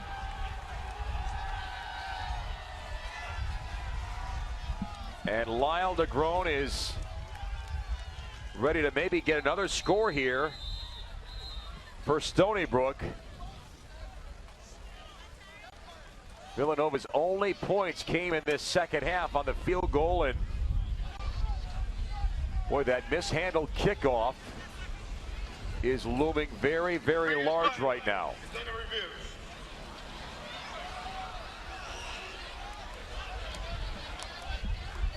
Donnell Leathers is the referee tonight. He said, did I hear him right?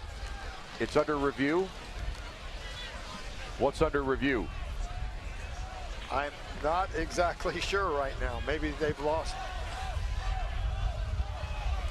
Okay, so kind of a non-football related item.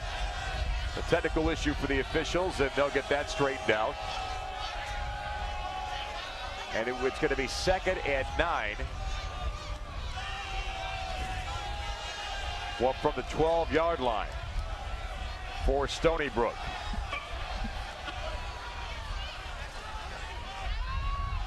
Boy, the wind started strong here early in Stony Brook. It hasn't slowed down one bit. Masonette's numbers: 20 carries, 157 yards, 2 touchdowns. The longest was 47 yards.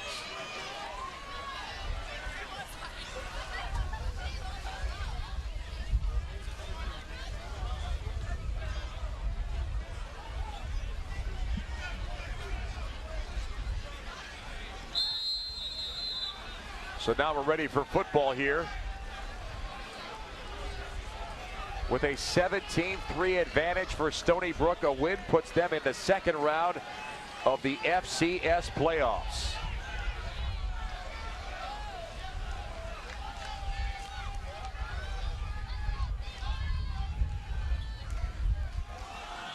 Masonette waits for a block, but doesn't get a whole lot. Masonette on the carry. Harmon with the stop. Joey Harmon on the tackle. helped by Marlon Johnson. And that's one of the first times we've seen Villanova be able to get that penetration off the edge that forced the running back to the middle of the field where they've had the support from the linebackers and things, but we have just not seen that type of penetration for this defensive football team all night. Ball at the 14-yard line, 3rd and 11 for the Seawolves. And now the officials stop play again. Timeout. Taken by Stony Brook. So we'll break here in Long Island. A 4th quarter lead for the Stony Brook Seawolves. Welcome back to Stony Brook. The Seawolves and their offensive game plan, John, went a little bit off the rails. Kyle Essington, that left leg contusion, keeps him on the bench. Lyle DeGrone, the junior, coming in. Here's the running back numbers that have really caused so many problems for Villanova. Again, that's almost 250 yards between those two backs. And Masonette has the 2 rushing touchdowns. And with a 3rd and 10 looming right now for Stony Brook, they are in a prime position to get some more points here on Villanova. Masonette gets the touch, and he falls ahead to about the 12-yard line. And here's Kyle Essington's numbers. Again, one of the most productive quarterbacks in this league. But again, the injured leg last week, John, what do you make of those numbers? Well, we talked about it. He's leading the FCS in the nation in passing efficiency. So he's efficient with the football. Without him in here tonight, that even says more about this running game and how good this front is for this Stony Brook offense. Skippington will attempt a 29-yard field goal. And wind is a non-factor in that kick, and it is good. And Stony Brook pads their lead 20-3. And the hole for Villanova just got a little bit deeper. FCS playoffs beginning today. Some teams playing, some teams watching. The winner of this game is going to play Montana State next Saturday at 7 p.m. Eastern. Here's our brackets. The other bracket with Coastal Carolina and Bethune-Cookman. Coastal Carolina had a lead in that game in the second half. The other game that's ongoing besides this one, Eastern Illinois and South Dakota State. And again, it's the teams on the right that are waiting for second round next weekend. Final with Wagner beating Colgate. And Wagner's already going to Eastern Washington for their second round FCS playoff game. The other ones are wide open, but again, the winner of this one is headed west to Montana State. And what an advantage, as you mentioned before, those teams that get a bye, an opportunity to sit back, get a little bit more healthy. Javon White is set to return deep for Villanova. Wildcats had the field goal to make it a 14-3 game, but since it's been a couple of Skillington field goals to pad Stony Brook's lead here. Now with a lot of time left in our 4th quarter, but Villanova is going to have to put a little more into their offensive output. And that kick is going to go out of bounds, not returned. And John Robertson's going to bring the Villanova offense out. And again, Monangai is maybe the premier threat on offense for them offensively, but now they're going to have to try to figure out a way to maybe get some points in a hurry. Yeah, and you're looking at it at the end of the 3rd quarter, Monangai just 27 yards rushing on the day, just 20 yards net. So this Stony Brook defense done a nice job of bottling him up, hasn't been able to get that big play that he's able to make. Robertson to throw on 1st down, and he's going deep And too far downfield for Norman White. White was contesting that there was a little too much contact, but no flag is thrown. Got a little smile on his face, maybe just trying to act a little bit. I didn't necessarily see the pass interference, but if I'm this Villanova offense, I'm going to try to find Norman White. He's a difference maker on this team, and they got to get back in the game in a hurry. At 6'4", he's easy to find on the football field. You just got to find a way to get him the football. Second down from the 25. Robertson's got a little time, and now he's going down. Big time pressure from Stony Brook. Kevin Howder with a no doubt about it sack, and it's a big loss of yardage for Villanova. Villanova that time sent all 4 receivers deep down the field. They had one guy crossing down the middle, and you need an awful lot of time as a quarterback to be able to try to find one of those guys downfield. They did a great job of coverage. They had 2 deep coverage. It came off the hash with the cornerback. Nowhere to go with the football for Robertson. So they lose 7 yards. It's 3rd and 17.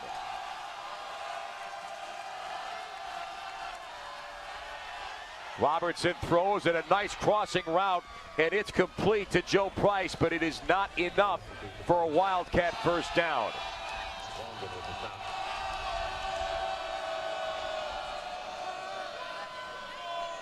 Price a few times today has made some catches across the field here. A little bit more time to throw the football this time, and when Robertson has time, he can deliver a strike to those receivers. And surprising, Villanova has really tried to stick with the run tonight and hasn't tried to open it up a little bit more, getting the ball down the field, but they're going to be forced to do that here as now there's just 12 minutes left to go in this football game.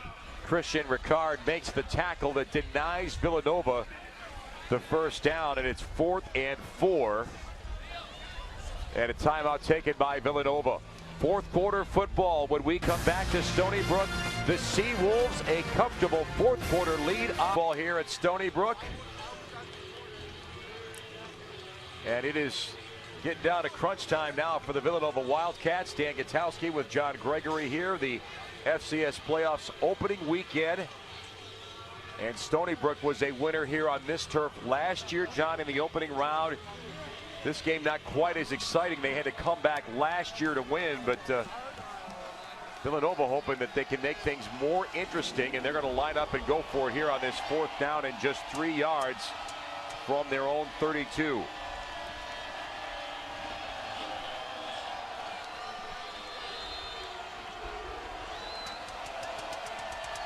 John Robertson's got nobody in the backfield. Now they reset. They'll try and pass for the first down, and the catch is dropped. Norman White had it, and that is a very disappointing 4th down attempt by Villanova.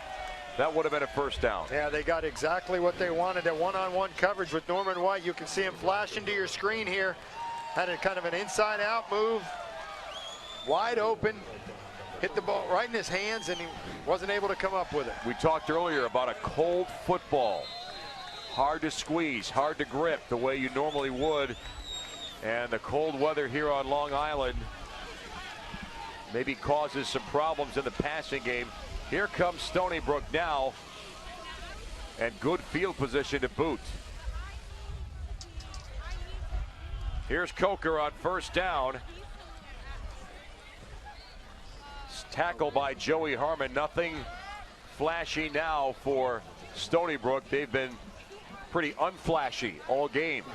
Run-oriented offense with the backup quarterback Lyle Negron filling in for Kyle Essington, who's out with a leg contusion.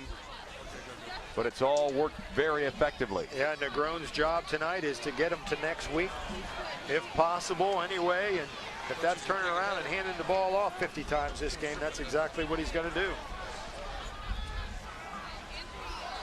They get 2 yards, and here's a handoff to Coker again. A little bit more push on the inside. Ball is inside the Villanova 30-yard line. What happened was You mentioned Stony Brook just going to use as much time as they possibly can. Still 28 seconds to go on the play clock, and they've been consistently all day letting that thing get down to under 10 seconds, 5 seconds to go before snapping the football, and they'll use every bit of it here. This is a 3rd down and 6 from the Villanova 28-yard line.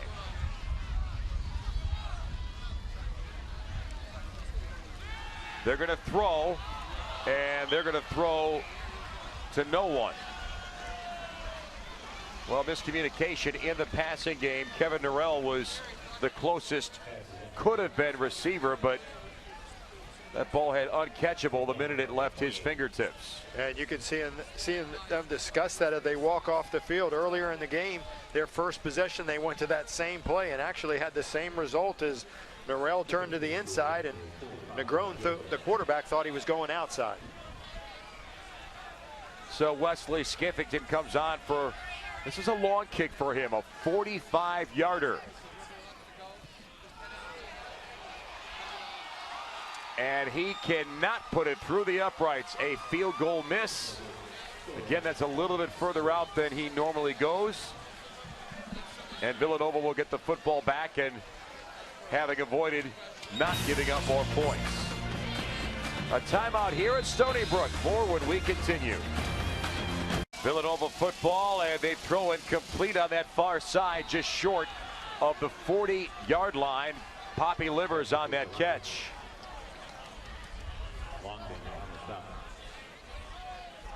Villanova in hurry-up mode on offense. Football at the 39-yard line. Wildcats got to get some giddy-up in their offense. And Robertson's going to keep, and he will get swarmed and taken down and pulled back to the 39-yard line. Let's see where they mark that football, though. They'll move it up to beyond the 40 at the 42. Victor Ochi that time again on the inside. Nowhere to run the football. They've just bobbled everything up to the inside. Any success Villanova's had has been outside today. 2nd and 7, pressure coming. Smart decision with Dorian Wells trying to catch that football, but he was out of bounds, and that play goes incomplete. Brings up 3rd down and 6.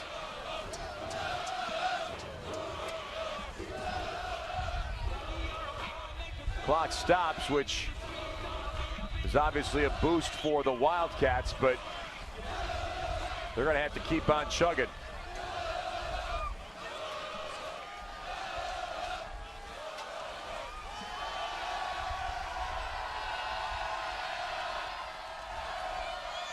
Robertson had a lot of time and hits his open receiver on the near side. Tough catch on the near side for Joe Price, but it's good for a Villanova first down. Well, long throw from the wide side of the field this time. And again, Price making a nice play. He knew where that yardage was and did everything he could to fight to try to pick up that first down, and Villanova gets it and stays alive. Ball spotted at midfield. There's a hard pass and a good catch again. This is Poppy Livers. Tough one, hard throw in traffic. Villanova still trying to mix it up here. Ball on the 39-yard line. Not an easy catch. He had to reach back for that football that time. That one got away from Robertson a little bit, but he was able to come down with it and make another big play for this Villanova offense.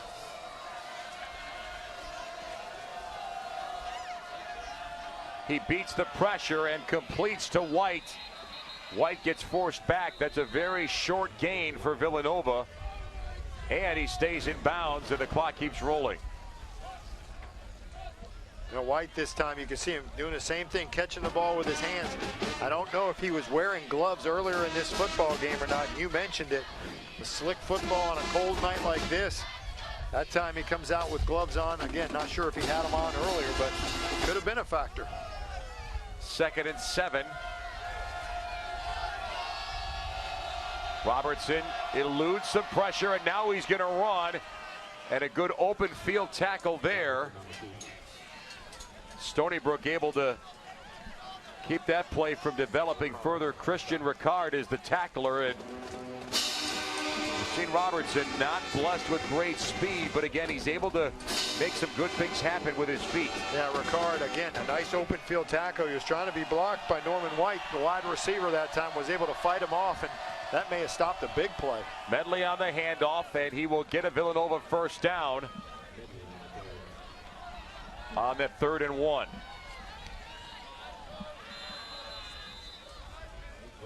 Now, looking at that graphic, it's pretty hard to figure out there's a play in that. Tells me I want to go to Wawa and get a sandwich.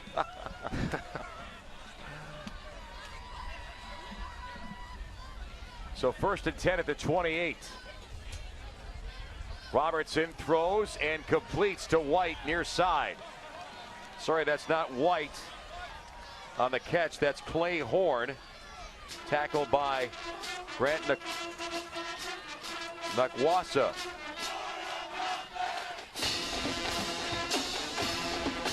So Villanova trying to spice this game up a little bit and see if they can get their first touchdown here. 2nd and 4 from the 21-yard line. Quarterback keep. Smart decision by Robertson, who's going to get the touchdown. Again, he doesn't need speed, but he had good blocking, and the middle of the field was wide open. Yeah, we mentioned they do not blitz a lot. We're talking about Stony Brook's defense not blitzing a lot that time. Moved their linebackers out. They looked like they were going to come, and when they did that, nobody to stop the quarterback at the next level, and Robertson just walks into the end zone that time, and he read that all the way. So the extra point attempt for Villanova. They try to keep this game somewhat manageable. If extra point is good. Well, the upside for Stony Brook is it's still a 2-score game, but they lead here. First round action of the FCS playoffs in Stony Brook. Villanova gets their first touchdown in this football game, but they need more, trailing Stony Brook by 10 here at Laval Stadium. 6:57 left to go. Let's go back to the 3rd quarter at a play that seems like it's fairly routine. Normal kickoff. The ball is hung up in the wind, John, and look at what happens. Yeah, wind played a big factor there as it actually blew the football back towards Stony Brook's defense, and the receiver there on the kickoff return team did not charge it enough, and it was a free ball, and Stony Brook comes up with it. Instead of a 1-possession game now, it's a 2-possession game. And that's where it stands now. So there's the numbers on the scoring drive. John Robertson finishing with the 21-yard run to the end zone. Well, it's up to Stony Brook to try to continue the ball now. Is Villanova going to try and maybe try an onside kick here? Well, Stony Brook is positioned to think that they're going to do that here. And it's a short kick caught at the 34-yard line. So Masonette catches it. And it's on the field for Lyle Negron and the Stony Brook offense. And that's a good piece of coaching right there. You put a guy in the up position there that's been handling the football all night long in Masonette, a guy that's nice and warm, ready to attack a football, and he just makes a fair catch and now puts Stony Brook in a position to try to chew up this clock.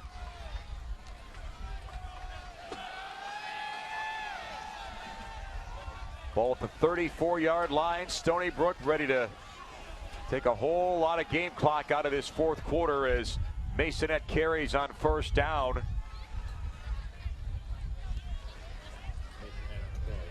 And as a young quarterback here, the one thing you learn as you get older and older in these football games is you want to turn around to your running backs here and say, hold on to the football. It's one of those nights where the ball becomes pretty slick, so Negron, he's been in this situation before. He's a junior, played plenty of junior college football. You got to tell your guys to hold on to the football. Turnover will kill you here. And if you're Villanova, you're thinking, well, could we get an interception? Problem is, the Grown has no reason to throw the football, and they haven't needed to the way their rushing game has been so good. And that play turns into a bust, and the Grown is going to get taken down.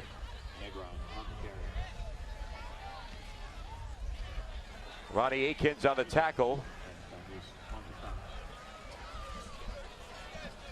And again, you know, that's the second time we've seen that late in the football game in Villanova. That time as he was going to the ground, they were trying to rip the football out, doing exactly what they should do.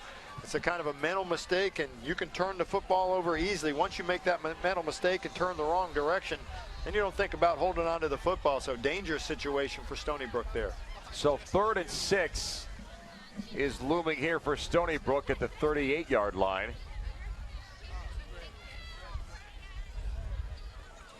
Villanova very anxious to get the football back. All of Villanova's offense came in the second half after Stony Brook had 2 Miguel Masonette touchdown runs before halftime.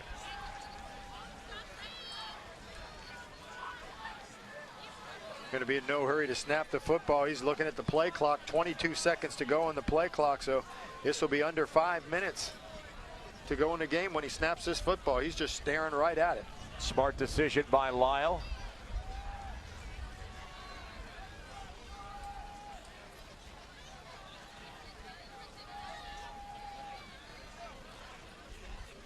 And they will hand off to Masonette, who gets a big push towards the first down marker, maybe a yard or two short.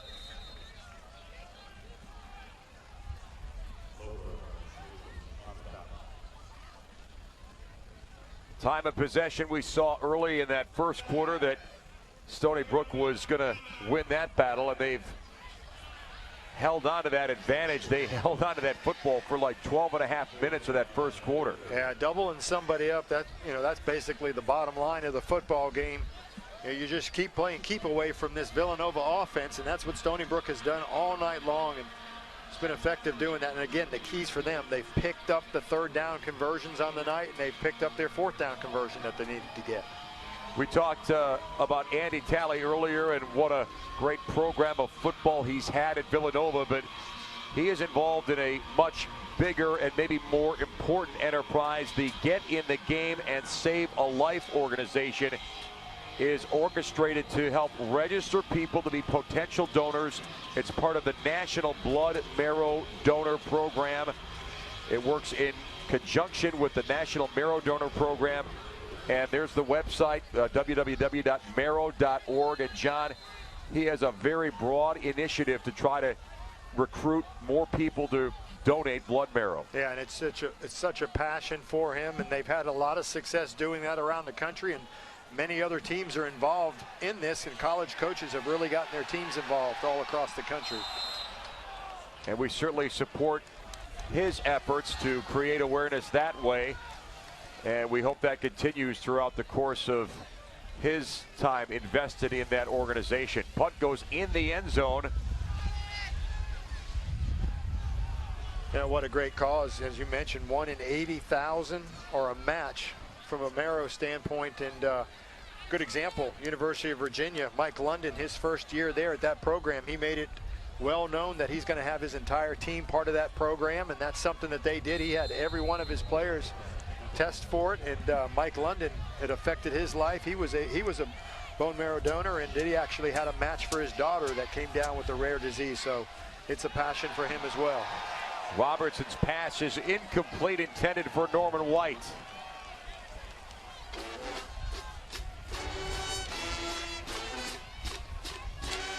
And 4.5 minutes left for the Stony Brook Seawolves as they try to make their move into the FCS playoffs second round. They would play at Montana State a week from today. Robertson unloading before he gets sacked.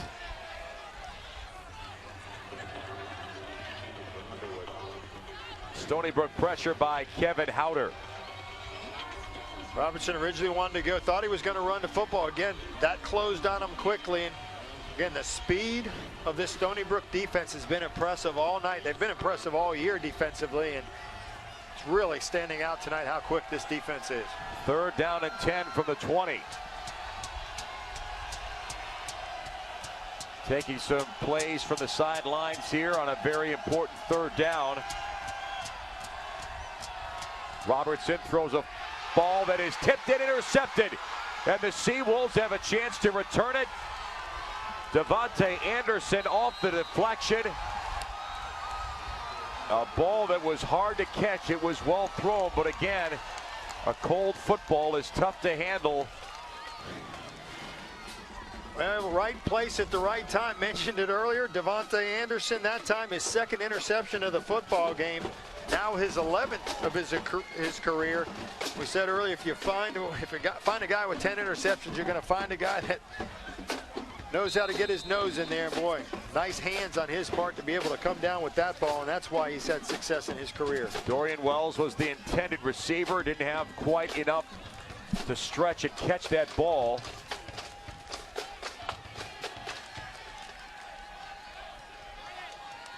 Four minutes and 15 seconds left in this game. Ball at the 17 for Masonette, who is going to get gang tackled and pushed back beyond the 20.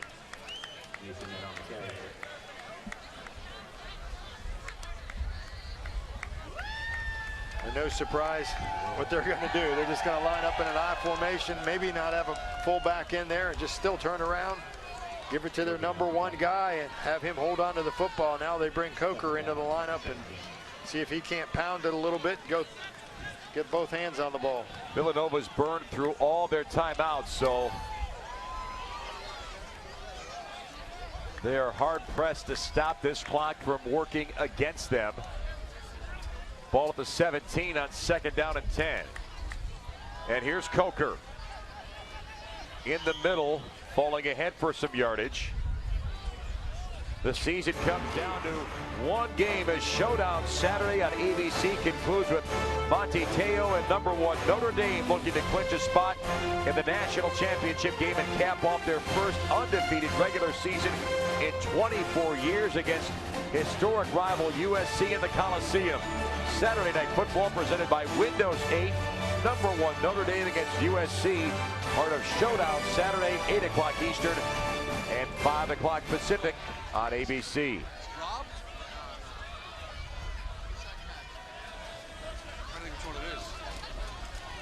Hand off, the run wide is for Coker. The flag is thrown as Coker moves inside the 10 to about the 5, but this may not stand.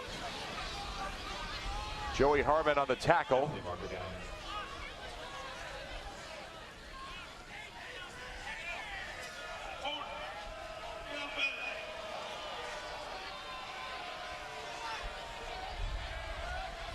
So the Seawolves get another shot at 3rd down. But the downs they don't care about. The game clock is all they are concerned with. This is going to give Stony Brook another opportunity to run the clock here, and Villanova can't stop it, so they can, again, just run more time off. Remember last year's FCS playoff game here at Stony Brook was filled with a second half comeback for the Seawolves. A late interception sealed up the win in the opening round, but their season ended the following weekend at Sam Houston State. This is 3rd and 15. And they don't come up with a whole lot of anything. Coker on the carry, but now the game clock at 2 minutes after the Matt McCann tackle.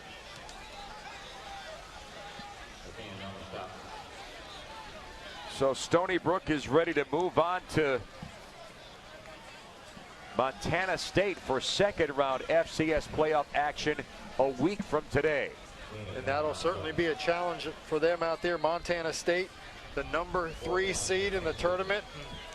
Team that's been 10-1 on the year, so a lot of success out in that program. Team that has been there before and has a lot of experience. So Stony Brook again having to go on the road and play a team that's really been to the big-time championships here. The Bobcats, a Big Sky Conference team. Rob Ash is their head coach. So Bobcat Stadium will be rocking a week from today, but Stony Brook, again, the question mark for them would be, John, I guess, will Kyle Essington get healthy in time to play in that game? He sat out for today's game, the left leg contusion. Lyle LeGrone was very good in his absence, but yeah, Essington is going to be needed next Saturday. Yeah, the big question is, can he go? They were able to keep it a secret this week, whether he was going to play or not. Nobody even knew anything about it except for just before this football game, but I guarantee you somebody out west knows about it right now. And there's Kyle. Certainly a tough situation when you know your season could end today.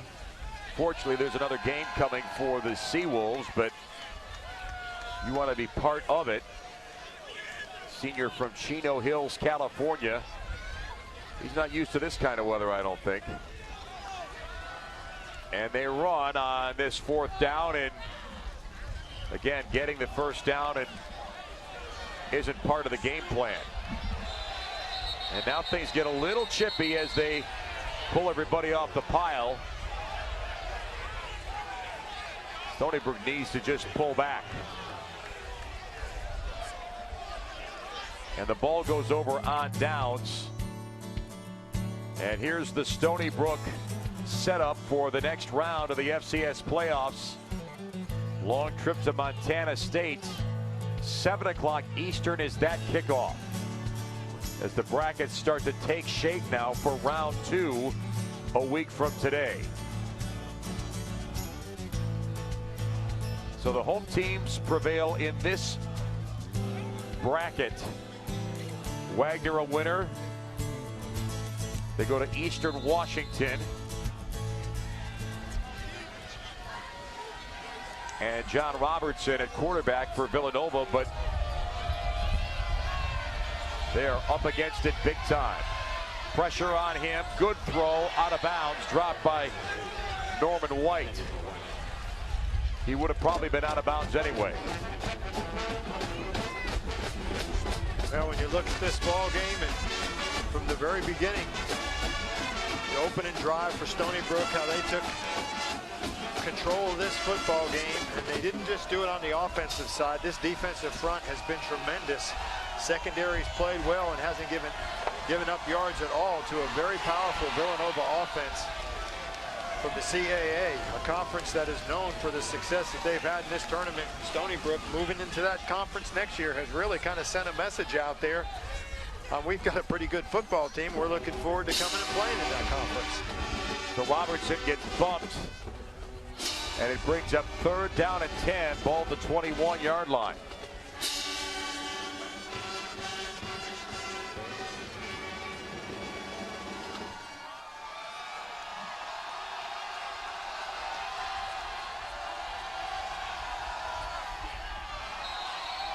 That ball a little bit too hot, intended for Poppy Livers.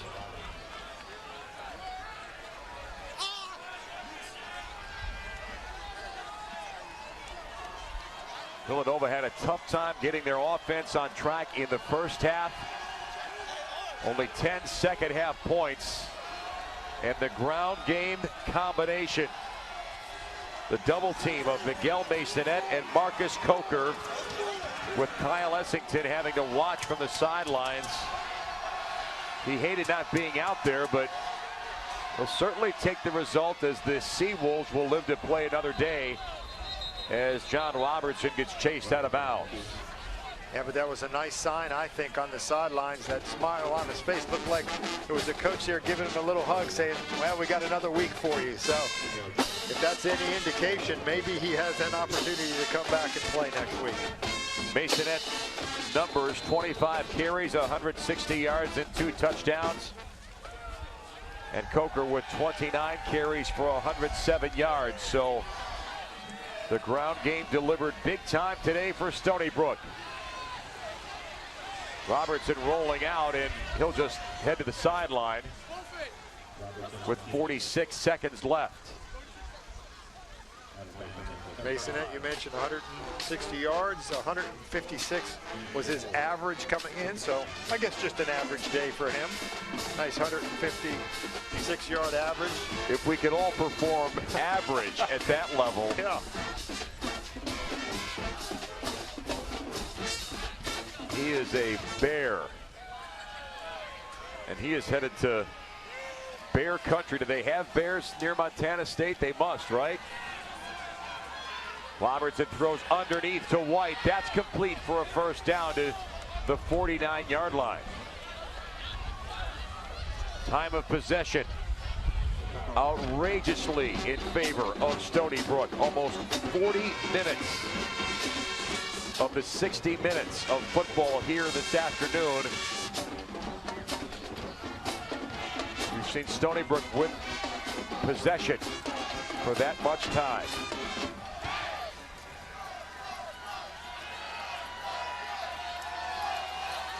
Robertson's going to try to throw a home run ball. No, will keep it and run out of bounds at about the 48-yard line.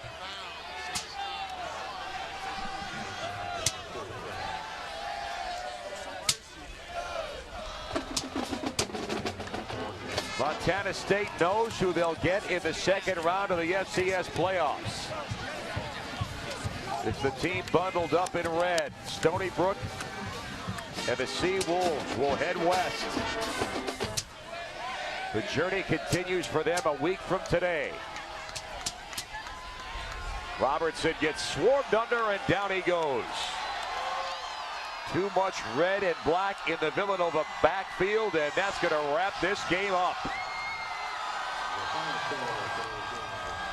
Stony Brook advances out of the first round of the playoffs and into round number 2 today here as they knock off Villanova. John, they have a backup quarterback under center that might get you a little bit thrown off kilter, but John, this was a great win for Villanova. You know, everybody stepped up and played great football for this offense tonight with a backup quarterback in there, so they should be proud of what they've done tonight. Stony Brook, a winner by 10 over Villanova, 20-10. For John Gregory and our entire production crew, I'm Dan Gutowski, as we say so long from Stony Brook.